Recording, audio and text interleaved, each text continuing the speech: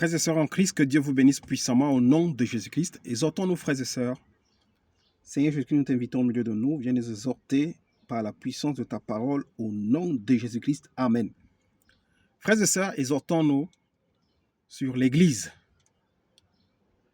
Les assemblées chrétiennes, aujourd'hui, se divisent. Des gens qui ont commencé ensemble, d'un coup, ils se divisent. L'un va ouvrir une autre assemblée de l'autre côté, l'autre ouvre une assemblée de l'autre côté. Frères et sœurs, est-ce que Christ est divisé? Tout simplement parce qu'il y a des mésententes, des problèmes de leadership, les problèmes de gestion de l'Église. Frères et sœurs, le corps de Christ n'est pas divisé. L'Église de Dieu n'est pas divisée. Chacun ouvre une assemblée maintenant de partout. Partout, il y a des assemblées chrétiennes. Pourquoi? Parce qu'ils ne s'entendent pas. Frères et sœurs, il est normal de reprendre ton frère, ta sœur, s'il a fait une erreur. Et cela, il faut passer à la confession, que chacun reconnaisse ses fautes, ses torts, ses désobéissances, afin que l'Église soit une et indivisible et qu'elle soit soudée. Mais l'Église ne se divise pas. Tu sors de l'assemblée pour aller ouvrir ton assemblée parce que tu ne t'entends pas avec les autres.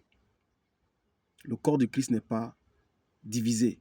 Et cela prouve que la majorité dans l'Église n'ont pas l'esprit de Christ. C'est pour cela qu'ils ne s'entendent pas. Moi, je n'écoute pas tel prédicateur parce que ce n'est pas mon prédicateur. Je n'écoute pas les prédications de tel pasteur parce que ce n'est pas mon pasteur. Frères et sœurs, ton pasteur n'est pas important. Ton prophète n'est pas important. Ce qui est important, c'est la parole de Dieu. Oh, moi, je n'écoute pas les prédications de telle assemblée parce que ce n'est pas notre assemblée. L'Église ne vous appartient pas. L'Église est pour Christ. Vous êtes tous des ouvriers. Nous sommes des ouvriers dans la maison de Dieu. Le seul Fils qui mérite l'honneur et la gloire, c'est à lui qu'appartient l'Église. Oh, si ce n'est pas tel qui prêche à l'assemblée aujourd'hui, je n'irai pas. Frères et sœurs, ce n'est pas celui qui prêche qui est important. C'est la parole de Dieu qui est importante.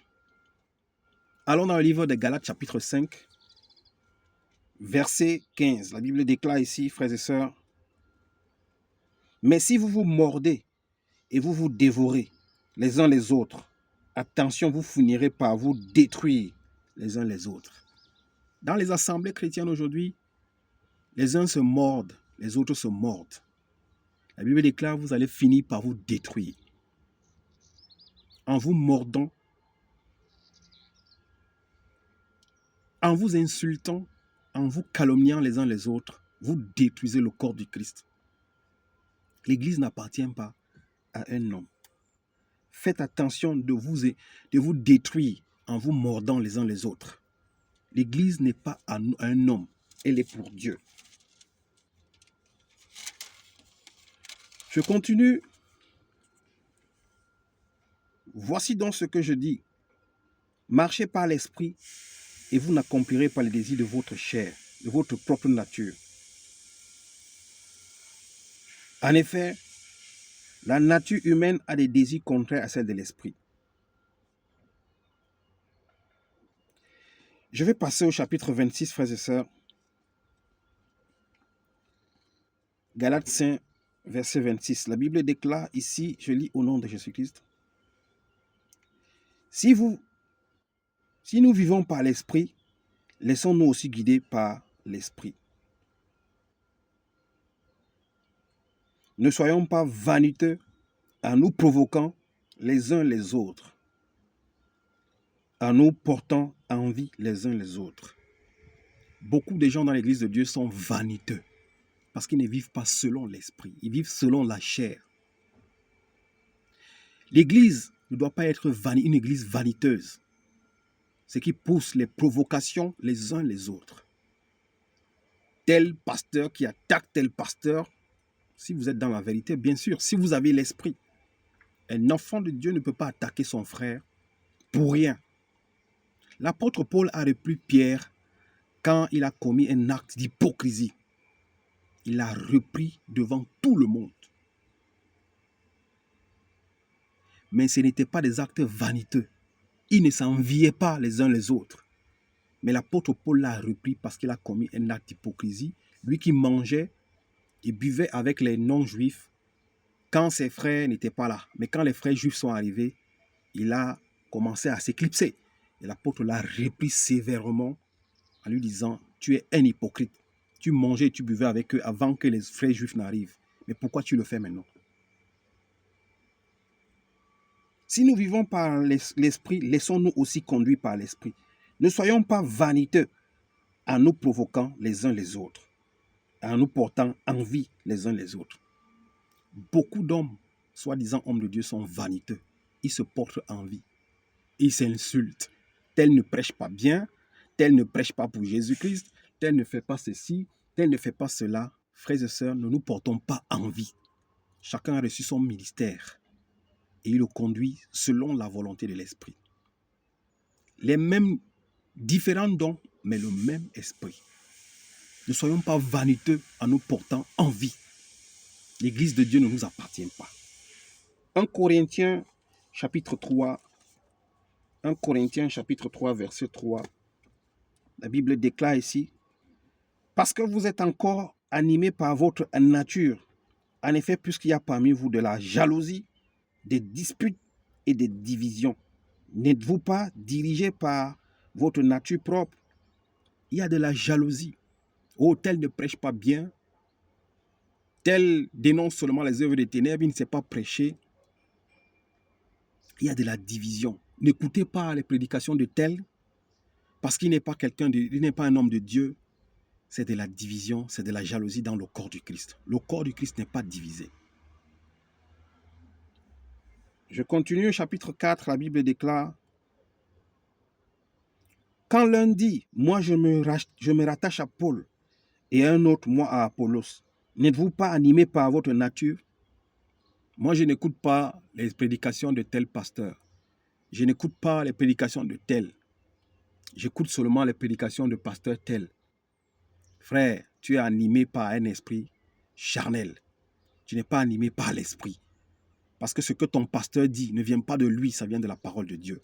Ce que l'autre pasteur dit ne vient pas de lui, ça vient de la parole de Dieu. Ce qui importe, c'est la parole de Dieu. Ne soyons pas charnels, frères et sœurs. Qui est donc Apollos et qui est Paul? Qui est ton pasteur? Qui est l'autre pasteur qui est sorti de la même assemblée pour aller ouvrir une autre assemblée? Qui êtes-vous? Qui êtes-vous? Oh, n'allez pas dans telle assemblée, venez plutôt dans mon assemblée. Frères et sœurs, il y a déjà une grande hérésie parce que dans l'Église, dans l'acte des apôtres, l'Église n'était pas divisée. Et chaque apôtre n'ouvrait pas son assemblée. Ils avaient une assemblée. Dans une région, il y avait une assemblée. Et quand ils étaient nombreux, d'autres se retrouvaient dans les maisons des autres. Mais chacun n'avait pas son assemblée.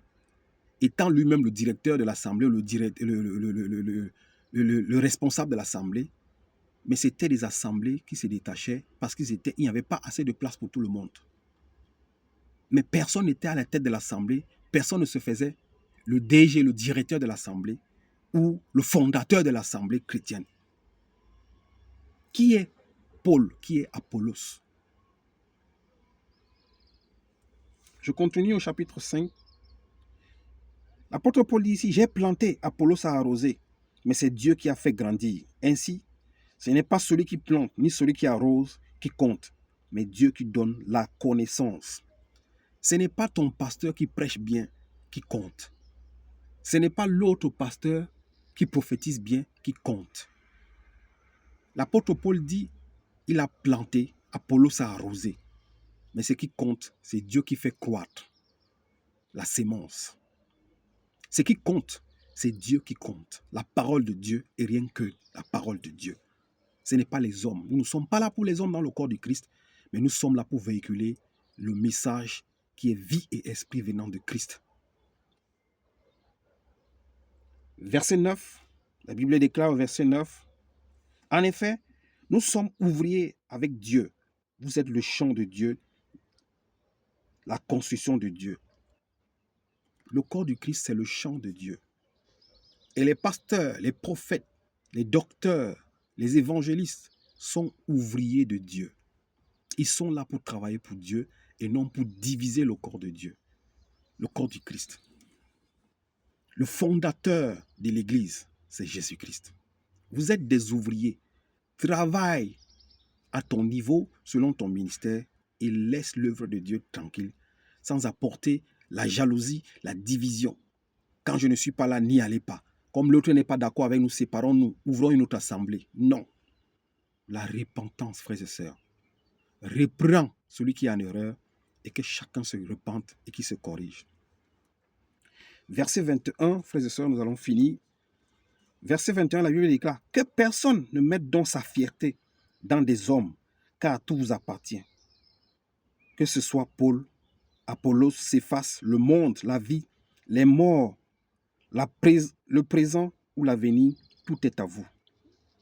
Que personne donc ne mette donc sa fierté dans des hommes. Ne mets pas ta fierté dans ton prédicateur, dans ton prophète, dans ton évangéliste. Ne mets pas ta fierté dans tes frères, mais ta fierté doit être dans la parole de Dieu qui te conduit vers le Christ. Car tout nous appartient.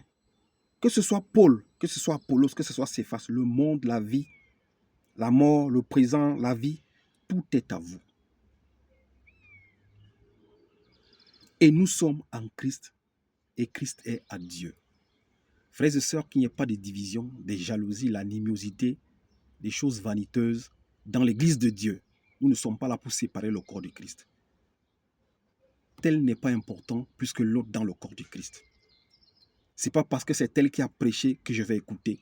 Ce n'est pas parce que c'est elle qui va prêcher que je vais écouter. Ce qui importe, ce qui est important, c'est la parole de Dieu. C'est cette parole qui met la vie en nous. C'est cette parole qui nous donne l'Esprit de Dieu. C'est cette parole qui nous conduit à l'éternité. Que Dieu soit loué au nom de Jésus-Christ. Amen.